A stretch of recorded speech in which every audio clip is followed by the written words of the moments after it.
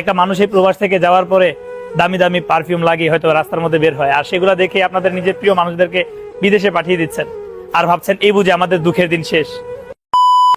একটা মানুষ এমনি এমনি তার শেষ নিঃশ্বাসটা এই দেশে ত্যাগ করেন না। আসলে অনেক প্রবাসী আছেন যারা তার পরিবারের কাছের মানুষের মানসিক যন্ত্রণার কারণে মারা যান।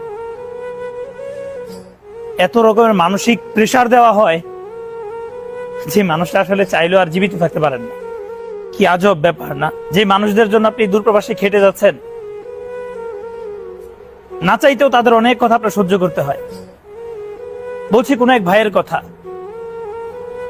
যার স্যালারি মাত্রই 40,000 টাকা। মাস শেষে যখন নিজের পকেটে শূন্য পকেট রেখে যখন দেশের মধ্যে টাকা পাঠায়, তার স্ত্রী তাকে বলেন তোমার কি